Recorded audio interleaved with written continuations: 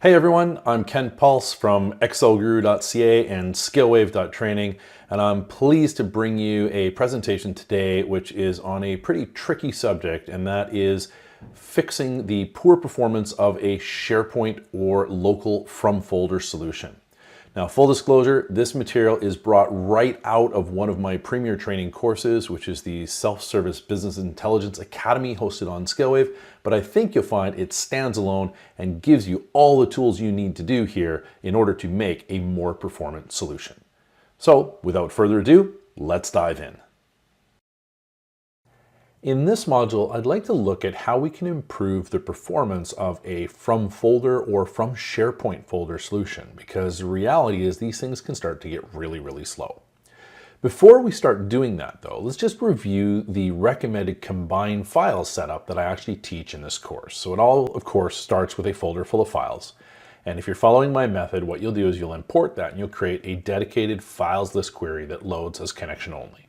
Now, just as a review here, this query is where we filter things down to just the list of the files that we actually want. We then load it as connection only, we right click and reference it and create what I'm going to call the combine query. And this is the one where we actually trigger the combine. So this is probably going to be something like staging transactions, for example. This is the query we'll use to actually clean things up, get it ready to go, and then again, we'll get loaded as connection only. We'll then right click and reference that, and that's where we're going to spin off our individual fact and dimension tables, whether we're reducing the data further or whether we're merging or appending with other tables. And finally, we'll of course load all of our fact and dimension tables into the data model, or potentially in the case of simpler solutions, maybe just directly an Excel table. Now, the important thing to remember here is that you shortlist and sort your files here in the files list query to make sure that the query that you want for your template is the first one in the list. And then you're going to trigger your combine as the first step in the combine query. That is what's going to go and create our sample file parameter, sample file, the transform sample, and the transform function. Effectively, what we get here is that this is reading the first file from the end of the files list query, using that to build our transform sample, which gets turned into a function which is then applied to each row in the combine files query. Now, the big things to remember why we use this, why we separate files list and the combine query, is because this makes it super easy to go and use a different function or file for the transform sample. You just resort your files list temporarily if you need to. But the other thing you want to remember here that's really important is you want to try and do as many of your transformations as possible inside that transform sample. And you're going to see why this is once we start going and retrofitting this solution here. So what I'm going to do now is I'm going to hop into an example file that I'm using that we're going to follow through this module here in order to show you how we can retrofit a solution that is already maybe not performing as well as we would like to. So let's go hop into a demo and take a look at what we're going to start with. All right, so the first thing that we need to talk about with this file is that I have not put in anything to help with dynamic file path solutions here. I didn't want to compromise the example and have some weird shenanigans that are going on behind the scenes that might impact performance one way or another. So we're replicating what you would probably do in the real world here. We're going to be using hard-coded file paths. To make this a little bit more convenient to update, because you will need to if you want to follow along this example, you'll notice that I have two. I have what's called a folder root and a folder data. These are both set up as parameters. What goes in them, though, is a little bit potentially confusing. What I've got here is I've got the file path to where I've stored the data on my system, and I'm looking for this folder called data that contains both the current and historical folders. You'll notice that the first one goes to here. So we've got my CA users, my username, my company name, and then the name of my SharePoint library as it comes in. Skillwave-general is the folder that I've actually synced. The second one you can see starts with products, and that is everything after. Now, why did I set up this particular way here? Well, it's because if you were connecting to this on SharePoint, you would have to connect to the root of the site, which would be the SharePoint equivalent of this, and then you would have to drill down through the folder paths to get to the rest of this, okay? So that's what I'm trying to emulate here, is that even though I'm gonna work with local folders, this is the way that we would have to break it apart in order to use the connectors through SharePoint. The other thing that's important to know is that on both of these pieces here, they both end with a trailing slash. So we're going to go ScaleWave General \. We're also going to go with data \ at the end of these two components in order to make everything work. And you'll see why that is as we go through and we look at the solution. So let's go do that right now. We're going to start with our filesless query. So I'm going to hop in here, and what you'll see is that I am connecting to the folder root. And this is going to give me all files in the entire synced folder, whether I want them or not. I'm then going to go and remove some other columns here. And then I did a right click, replace value, and what I replaced was the folder root. I changed this to parameter and used the folder root so it actually strips off the beginning of it so we can now see what my folders are that I have in here. This allowed me to then go and filter to every folder that begins with the folder data, products, \, courses, and so forth. So now it's filtered down to all of those. I can then right click, replace values again, and strip off the original folder path. So we're now down to just the subfolder structure that exists inside that full long file path. You remember, if you looked at it quickly there, you saw current, you saw historical as the two folders that were actually showing up inside there, and that's exactly what we have. They start with current, they start with historical. We also have a specific CSV file here listed as historical snapshot. Now the reality is I want to get rid of the historical snapshot. I don't want that here, so I filtered that out as well. And that was just a very simple does not contain snapshot, and got rid of that. I then grabbed this column, went to add column, extract, text before delimiter, and chose to go before the first space, which returned me some dates. I then renamed the column and changed the type. And this was my filesless query that I basically built that shows all of the files and all of the subfolders that I'm actually after, filtered down to just what I need. I then loaded that as connection only, right-clicked, referenced, and made my combine query, which is staging sales. So we can go back to source, we can see it points to files list, just like we would expect, and then of course I triggered the combine contents. Now I'm going to drop down the helper queries here. We don't need all the individual pieces here. The important part is the transform sample file. Remember, this reads from the first file inside the staging, or inside the last step of the filesless query. The internal of the CSV looks like this, so I removed the top rows, promoted some headers. It automatically changed the data types, which is fine. I unpivoted everything except for the date, renamed my attribute and value columns to category and sales, and then I also rounded off the sales values to 2 digits because it didn't make sense to carry 4 or more along there. That's the combined efforts of what's going on inside my transform sample file. The important part I want you to remember about this is that we did an unpivot operation in here. We definitely do not want to do that in our staging sales query. We'd prefer to have that as close to the data source as possible. Naturally, once we've built that, it rolls it all up into the function.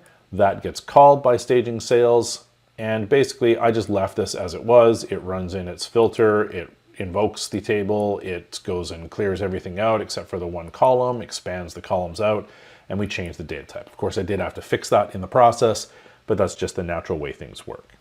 So there we go. We have our nice little table all set up, ready to go. And when we get to the sales table, because of course I loaded this as connection only, right-clicked, went to sales. This is where all of those things got combined into one big long list here. And now we just change the data type at the end. This is the final output here, and this is the only one that actually got loaded to the worksheet. And this time, just because it's a little bit faster to load to worksheet than the data model, I've loaded everything to the worksheet, and you can see that we have 5,476 rows. And if I right click and refresh, you'll see that it will refresh and land to the worksheet as we would expect. So this is the solution that we're actually working with in order to demo and set the framework for what we're going to deal with. The key part, as I mentioned, if you want to make any changes to these, if you double click on your folder root, You would want to update your path to the root of your OneDrive syncing folder if that's where you're storing your files. And then your data folder, you would go and put in the rest of the path there. Just remember, at the very end, there is a backslash there. We want to make sure that that is on there as well, or else some of the filters won't work. So there we go. That is the basis that we're starting with. And from here, we're going to see if we can go through and actually change out the performance and make it any better. All right, so to understand why a solution starts slowing down or why it even starts slow, it's helpful to understand the time equation that goes behind Power Query, understand a little bit about how it works when we're working with a from folder solution. So the first thing that happens when you go and you do a refresh of Power Query is that Power Query is going to go and kick off the engine and generate what's called a query plan. Now, if it's the first time you've opened Excel and are doing your refresh in your session, you're going to have a little bit more time as it goes and spins up the Power Query engine. This is one of the reasons why I actually get that out of the way right off the bat to eliminate that from the equation. But you cannot get rid of the steps to generate the query plan.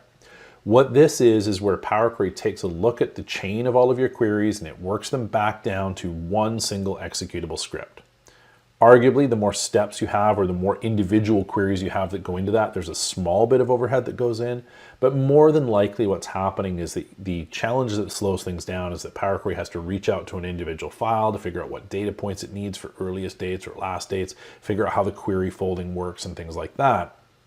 And that takes, I call it K seconds of general overhead. And there's really nothing we can really do about this one here. It's just part of the way Power Query works. Now, the next thing that happens though, is that we end up doing our filtering and our pre-combined transformations. We have a connector that connects to our folder. We then start filtering down our list to only get the files that we want. And maybe we do a little bit of data cleanup like I did in my example where I've actually gone and stripped off a new date column. All of those things happen before we combine our files. And this takes F seconds for our filtering and pre-combined step. Once we have that, of course, we click to combine files, and that leads us into another step where we have our T seconds to transform a single file times N number of files. So if it takes 2 seconds to transform one file and we have 10 files, that's going to be 20 seconds. Of course, if it takes 2 seconds to transform 100 files, because that's what we're working with, we now have 200 seconds. So you can see where the addition of additional files is obviously going to slow things down. Once we've got all of those combined, of course, it then brings it back and expands it into one big long master list. And from there, this is what we call the append and further transforms. That takes 8 seconds to append everything and then do whatever else we need in there. So this is where we're going to do additional filtering. We're going to do additional combinations. Maybe we're grouping and things like that. All of those are going to take an additional 8 seconds for append and further transformation steps. At that point, we figure, hey, our data's done, but there's one more piece that comes into the equation, and that is where we add W seconds for writing to our load destination. Interestingly enough, loading to the worksheet is actually faster than loading to the data model, and this is because as we load to the data model, the data needs to be encoded and compressed through the Vertipack engine. So you get better performance after it's done, but unfortunately, it has a little bit of overhead to deal with. So that's the general combine files time equation that we look at. Now, it does look a little bit complicated. It's really not that bad because you actually can't control everything in here anyway. So, what pieces can you control? Well, the first thing you can control is the method to connect and filter to only the relevant files. So our F seconds, we may be able to reduce a bit. And we're going to take a look at that going through this module. The other thing that can have a very big impact is the number of files that you're going to be transforming and combining. So we might be able to reduce our N in a specific way here so that, you know what, maybe we don't ever have to get to 100 or 1,000 files that need to be combined. Maybe there's a better way. Another component that you may be able to control is the complexity of your transformations, or reducing the T. Now, this is an area where you can spend a lot of time and generally is where people start thinking about the equation. But the reality is here is that the quality of your data may actually dictate the complexity of your required transformations. So you might be able to find a more efficient recipe to do certain things, but the reality is you may not be able to as well. So maybe this isn't the first place we should start looking. So what I'm going to do now is I'm going to hop over into a demo here. We're going to take a look at the file that I've built, and we're actually going to time a refresh to see what is our baseline that we're actually starting with.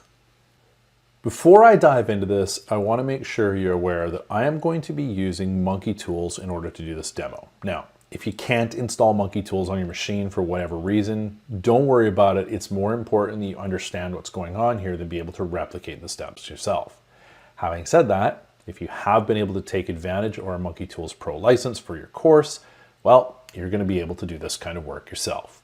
So what I'm going to do is I'm going to go to Monkey Tools, to the Time Sleuth. I'm going to pop this open, and what you can see here is that we have our sales query listed up the top here, and I'm going to go down and I'm going to choose to chart variation, and I'm going to do 10 trials. Okay.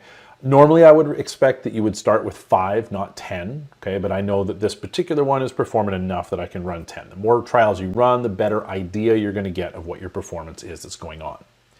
Now, the options up the top here, update query list, will just refresh from your data model to get the newest ones. Move up, move down, will change the order if you've got multiple ones. Select all, selects all the queries. Clear selection, of course, is going to remove all the selections from the top. Down the bottom, there's 2 buttons here that are important. Standard refresh is basically your data refresh all that does the most efficient refresh that you can get. This is what Excel will generally use. But the purpose of this is to time individual queries to figure out what's going on inside your workbook and see what the performance is. So even though a detailed refresh isn't as efficient as a standard because we try and time every individual query separately without looking at the others, this is a great button here that will allow you to go and compare the performance of individual queries. In this case, we've only got one, but I want to do the detailed refresh because I want to see how things work, and I'm going to chart the variation of this over multiple trials. The last component I want to mention here is that you can ignore privacy if you'd prefer to have it without. You can also double the trials to compare the effect of privacy. Now, in order to do this, you must make sure that the privacy settings are set to use the defaults, not overridden for your workbook, but you'll be able to see if you run this kind of thing, what the effects of privacy are on your workbook and how privacy typically has about a 30% performance penalty in my experience. For right now though, let's chart the variation of our sales query over 10 trials. I'm going to choose detailed refresh, and you're going to see that this is going to kick off and it's going to start going and refreshing the queries. So it gives you a start time of when this is starting, and then it's going to go through and it's going to start actually recording what's happening as it goes, and it will give you an update all the way along through the process.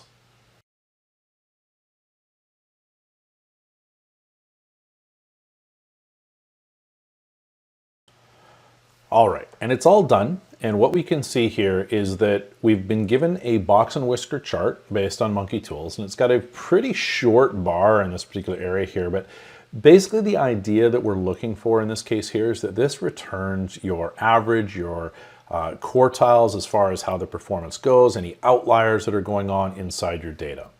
The X that you see very subtle in the center here is the average time. The more variation there is, the taller this orange box will be in the middle here. This actually refreshed remarkably consistently in this particular case.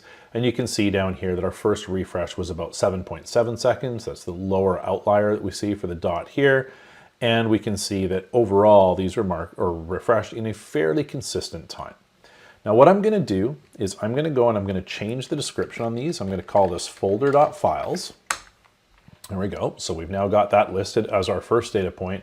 And I'm just going to rename this worksheet here. I'm going to call this one perf compare, because we're going to go and we're going to chart as we start doing different methods here what the effects of these things are. Now, at the end of the day, the biggest, most important thing here, very little variation. So we got a very, very short bar in this case here. The mean is right in the middle of it, which makes sense. And that is the approximate time it takes to refresh about 90 files with some basic transformations from a standard from folder solution that you would get if you went to get data from file from folder and set it up using my recommended path. So when we look at why Power Query's defaults can be so slow, I want you to think about the process of going to get data from folder. What you'll actually see if you're targeting a local computer is you'll get a folder.files connector. Now, if you happen to go get data from SharePoint folder, instead of folder.files, you'll get SharePoint.files. And both of these connectors work in the exact same way. They return a recursive list of all files in all subfolders. The big difference is between desktop and SharePoint is when you connect to desktop, you can actually provide the folder path all the way to the specific subfolder you want. But in SharePoint, you must connect to the root of the site. So if we assume here that the example you see on the left, we have a finance site, that means that on SharePoint, we have to connect to the root of that, which will enumerate 33,594 files. We cannot get directly down to the 2023 statements with only 72 files in it. We've got all the files there. And if you think about how big your SharePoint system can be, it can be pretty big. There can be a lot of files there. Now, the implications of this are that no matter how you filter, every single file must be checked against that filter. Whatever you have that matches your criteria, well, that's kept for your list of N files. But the problem is the more files that gets added, whether they're relevant to your solution or not, the slower things go because they just increase the total number of files in the solution. So this is a big challenge that comes out when we're trying to connect to our from folder. Now, if you look at the example that I started with here, I said specifically I wanted to connect to the root of the folder on my hard drive that emulates SharePoint for this reason. So we can actually see exactly what happens when we connect to that root and then have to filter down, eliminating a whole ton of files that are not relevant. So is there anything we can do about this to be more efficient? And the answer is yes, we can. We can actually replace the .files connector with what's called the .contents connector. Now, the challenge with this is that there's no way to actually attach to .contents through the user interface. You have to connect to .files and then change the M code in order to point to .contents. This is a little bit frustrating. Keep in mind, like .files, SharePoint.contents works the same as folder.contents with the one exception that on SharePoint, you have to connect to the root of the site, not a subfolder.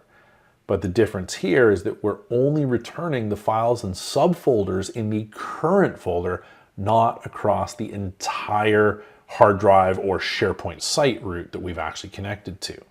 So the implications here, once again, no matter how you filter, in this case, only targeted files are checked against the filter. This method checks the current active folder only and lets you drill down to another level where it will then check that folder. Once again, of course, matching files are kept for your list of N files that you're going to be dealing with in your combined steps. All right, so let's do a little comparison of folder.files versus folder.contents, assuming that we wanted to drill into the finance site, the 2023 folder, and get to receipts to return those 500 records. The first thing we need to do is connect to the root of the site. If you do that with folder.files, Power Query must scan 33,594 files. If you do it with folder.contents, it needs to return a list of 2 folders. Which one do you think is going to be faster? We then filter to and drill down into 2023, and now Power Query needs to return a list of 20,072 files because it's all the files inside that 2023 and subfolders listing. Folder.contents, though, says, I just need to show you invoices, receipts, and statements, 3 folders, and we're done. Which one's going to be faster? We then filter to and drill down into the receipts folder, and in either case, we're going to get back 500 files because that's what the contents of that folder actually is. Now, here's the thing. The folder.files, that actually makes it sound a little bit worse than it is. It's bad, but it's not quite that bad. The query plan is going to go through and generate a list, so it actually only needs to scan those 33,594 files once. But that's still much slower than the alternative of drill down and enumerate 2 folders, then 3 folders, and then the 500 files that we have. There's no way that you can make it faster than going with the one on the right-hand side. Now, the thing that I want you to recognize here, and this is much more obvious when we're working from our local hard drive, is that as you start adding new files to your solution, it's going to feel like it's slowing down. And that's because it is. It's just got more stuff that it's got to filter through. If you have a particularly active SharePoint site, you're going to get hit by this. It won't necessarily feel like it's slowing down. It's just going to feel like it's egregiously slow from day one, but it will start slowing down the more files that are added. And the reality is these are team sites. This is what they're all about, is adding new files on a regular basis. So the reality here is that the .files connectors are going to be slower. They're useful in certain cases, but honestly for SharePoint, probably not so much. Folder.contents or SharePoint.contents is a better choice. All right, so let's retrofit this with a .contents method and see if their performance gets better. So what I'm going to do is I'm actually going to go and right click on my files list query here, and I'm just going to duplicate it. And what I'm going to do is I'm going to rename this one here, and we're going to call this files list underscore files. Okay, so that's the files method that we have. And what I'm now going to do is I'm going to go and change this files list query, our original one here, to use .contents. Now the thing is, I've done this for a couple reasons. Whenever you're going to do a retrofit like this, it's really important to hold on to the original connection only. Remember, it won't load anywhere, but it allows you to see what the format of the data actually is. Because when we go to files list and we go all the way back to the source step and we say, hey, we're not going to use folder.files, we're going to use folder.contents. When I click the check mark here, it'll change this out, so we can now see that we've got all of the folders and files here. But the next step, of course, that I now need to go and drill down into the data that I'm looking for. So what I'm going to do here is I'm going to drill down into products, and it says you're about to create a navigation step that replaces all the subsequent steps. It's going to blow away all of this work. And this is why I made that backup copy, so that I can go and compare and make sure that everything is going to work. So what I'm now going to do is I'm going to find my Excel Guru courses. I'm going to drill down into that. I'm going to go and find my SSBI Academy and drill down into that. I'm going to find my course examples and drill down. I'm going to find my data. I'm going to find performance, and I'm going to find my data folder here that I'm actually looking for. Now, one of the challenges with this that you'll notice is that you only got a single navigation step here. It's quite efficient, but there's only one step. So if you make any mistakes, you're going to click on the gear icon here, and you're going to end up moving around in this thing here to find the correct step that you actually want. But for right now, everything's good here. The key part that I want is I have some current and historical transactions. That's fine. I'm going to grab both of these, right click, and I'm going to choose to remove other columns. And what I'm going to do is I'm going to grab my content and I'm going to expand. So notice that I've got two folders here underneath one site. I'm going to expand these. And we're going to not take the date, access, modified, created, or attributes. So I'm going to grab all of this information here. Actually, I don't think I even need the folder path. We'll just grab our content name and extension. And now we can see that we have our table, we've got our individual years, and I've got this historical snapshot. So I'm just going to go right click on this one, text filters, does not equal. So we'll get rid of that one. I don't actually really even need all these guys at this point in time. So I'm just going to go right click here. We're going to remove other columns, and then we're going to expand. Once again, don't need the date, access, modified, created, or attributes. I only care about the content name, extension, and folder path. And here we go. Here's my list of files. I'm now going to go and grab my folder path, right click, replace values. I'm going to change this to a parameter. And I'm going to strip off the folder root, replace it with nothing. And I'm also going to come up here. Remember how I said those backslashes were important? Well, I'm going to go and put in my folder data at the end of this as well. So folder root and folder data, just change that. And there we go. Remember again, that backslash, it actually stripped off because I had it at the end of my data path. It stripped it off from the leading component here as well. So that's good. So there's my folder path for all of these individual components. So that's cool. And now I'm going to grab my name column, go to add column, extract, text before delimiter, get rid of the space or put the space in here.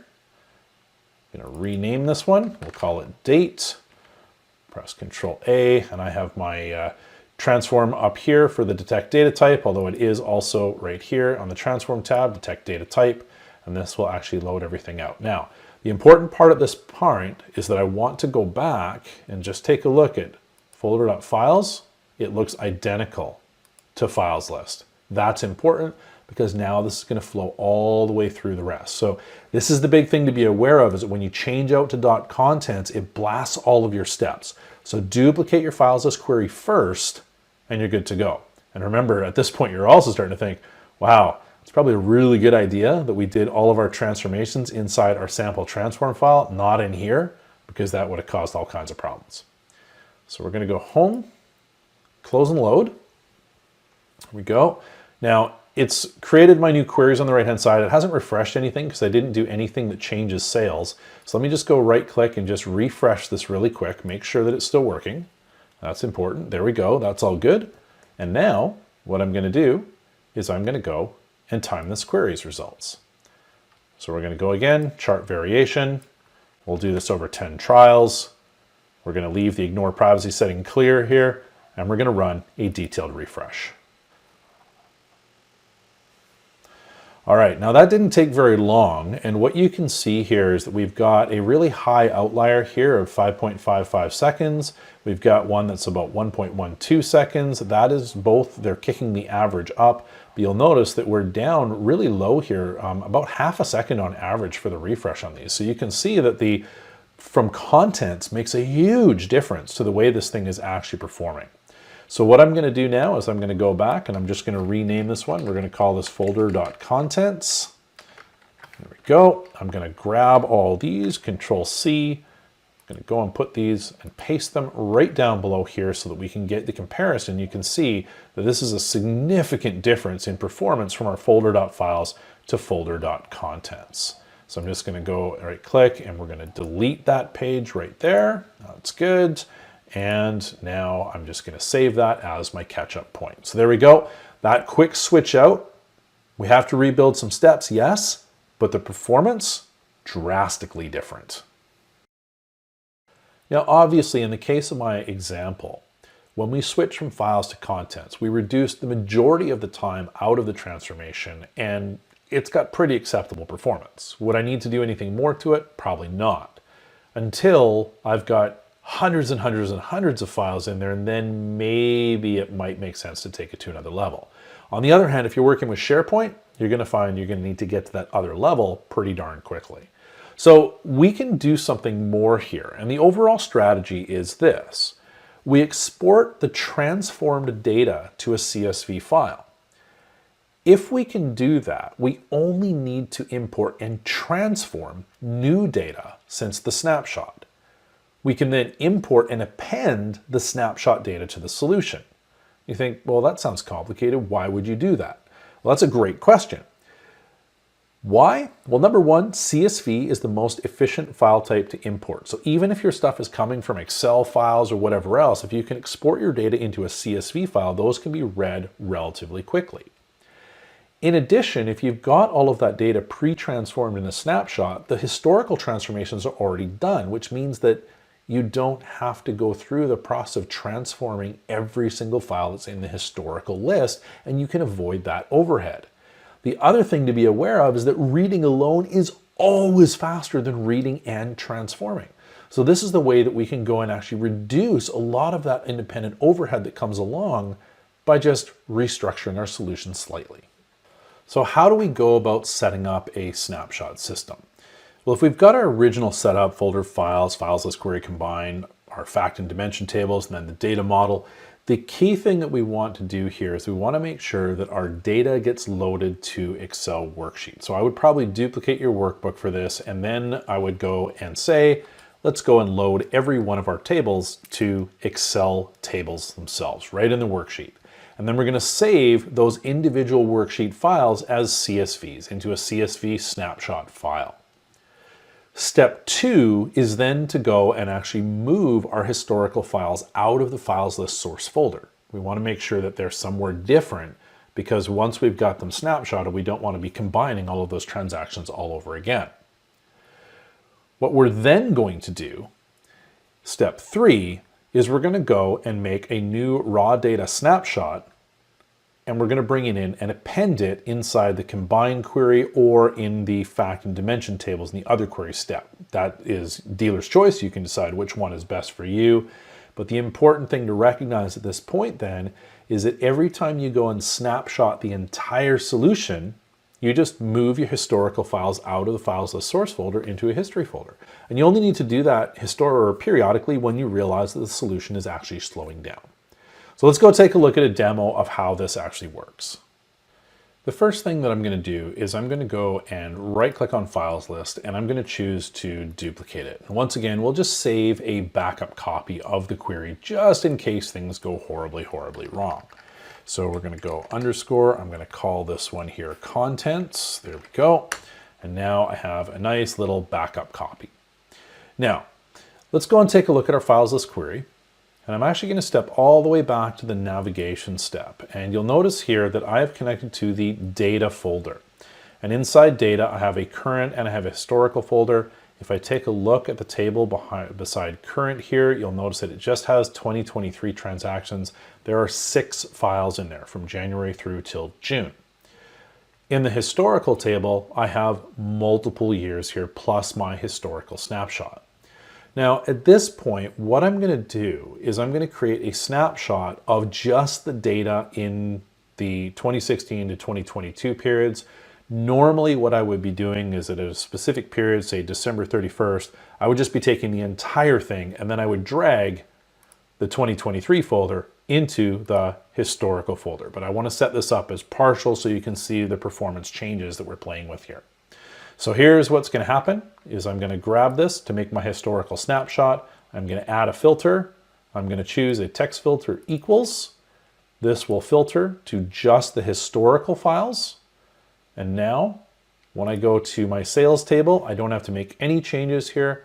When I hit close and load, what we should see is that we can right click, refresh, and instead of 5,476 rows of data, we're now down to a few less with 5114.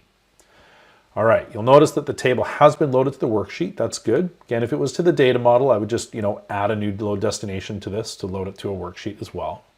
And what I'm going to do now is I'm going to do a save as.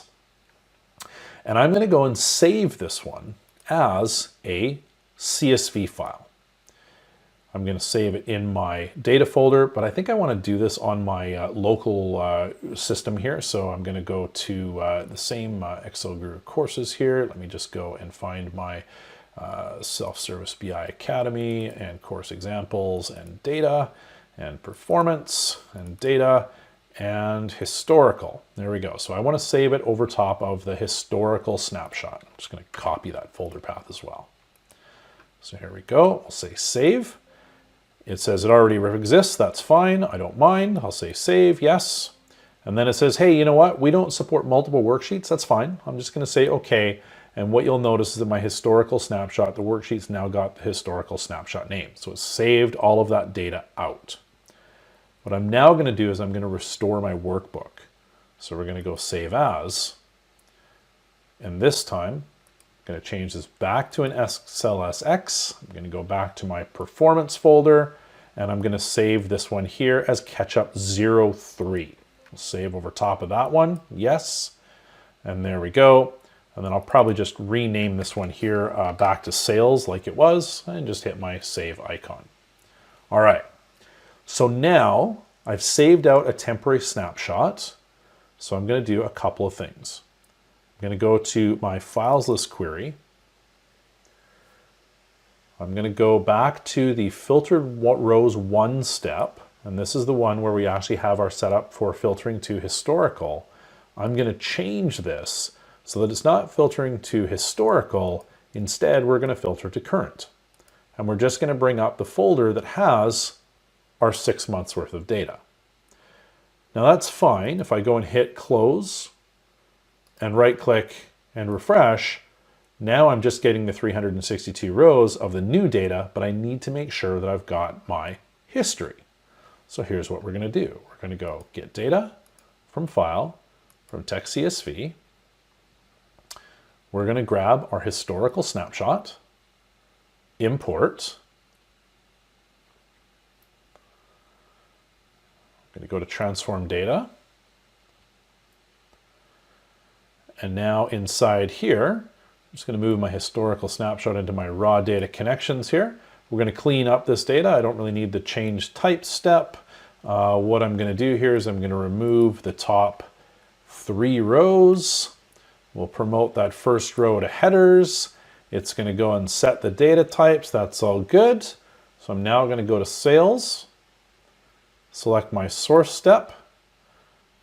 I'm going to append queries. We'll insert a new step there between the source and change type. And we're going to go and put in our historical snapshot. So now our data should be complete again. We'll say close and load. And we'll just go and make sure it reloads to 5,476 rows. So we're back to where we were. We just happen to be using an intermediate file here in order to do the job. So now that we've done that, let's go time it. We'll do 10 trials one more time. Detailed refresh. And let's see how long it takes to go through and do the refresh of this particular query setup as well. All right, so once again, pretty quick. Let's go and mark this one here as snapshot. That did not work. Let's go back and try that one more time here. F2 and Control Enter. There we go. We'll grab this data, Control C, and we'll go and we'll throw this over here on this one.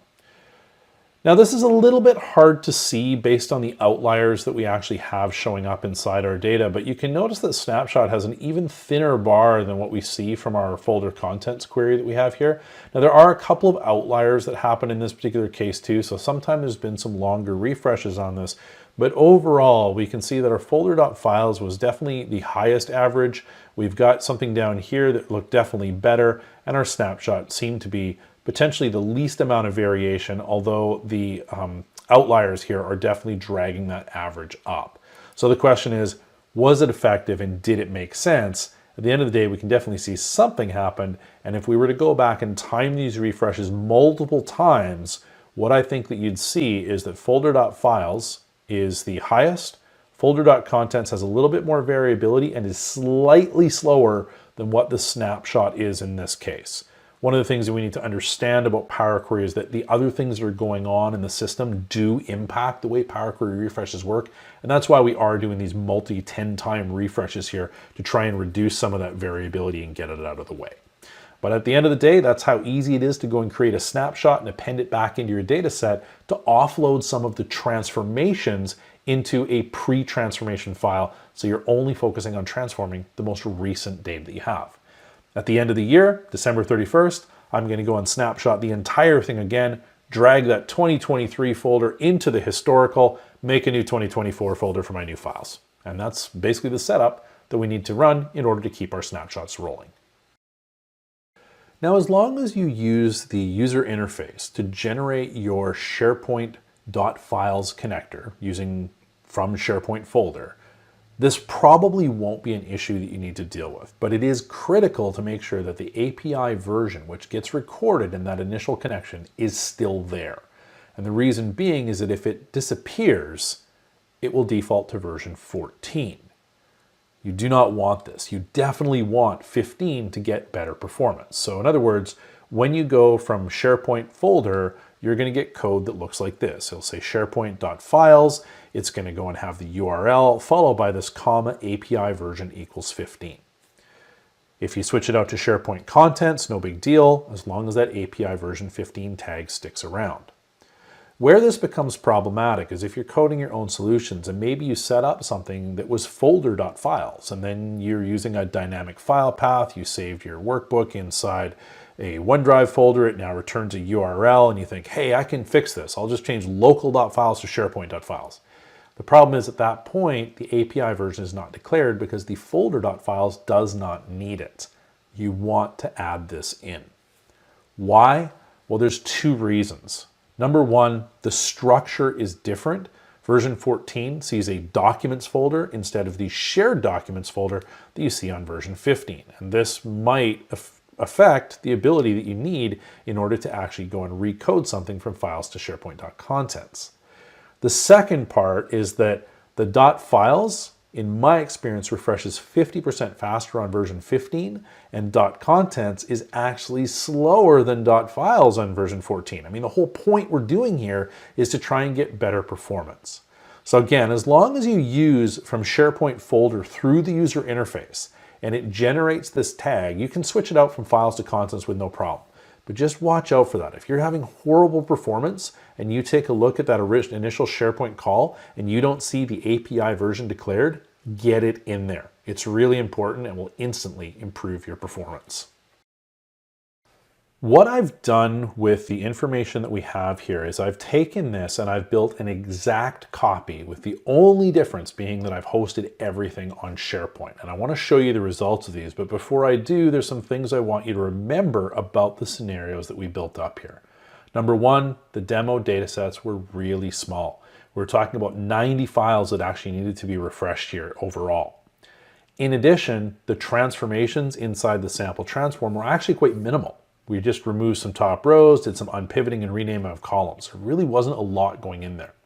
And having said that, what I'm going to do is I'm going to show you right now a performance chart that compares what goes on between these different queries based on the endpoints that they live on using the techniques that I gave you. And the first chart I'm going to show you looks like this.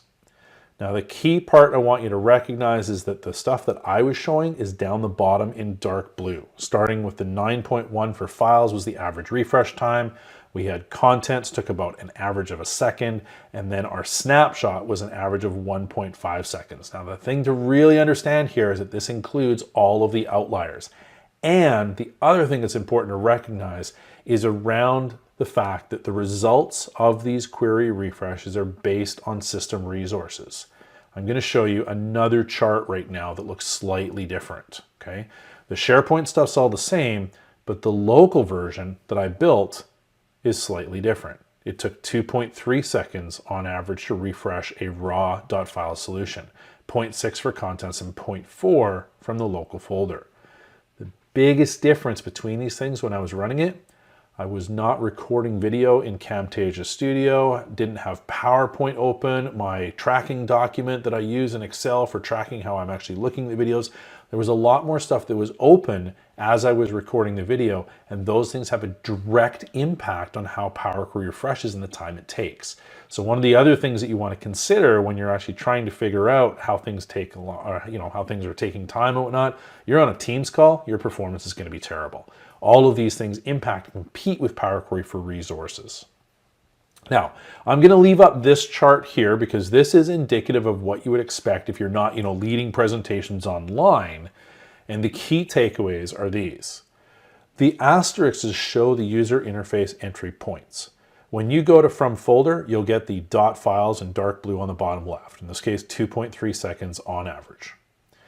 If you go to SharePoint Folder, you'll get the green one, 41.7 seconds on average to refresh. If you happen to forget to declare the API version 14, or that tag got removed, maybe it's a historical solution, or it was brought over from a From Folder, you can see that it would take about 77.3 seconds to refresh. Now, understand here that I ran these things 10 times each, which is why you can see I didn't want to do this in video. The other takeaway from here, your .files solution is on the left. These are the user interface entry points.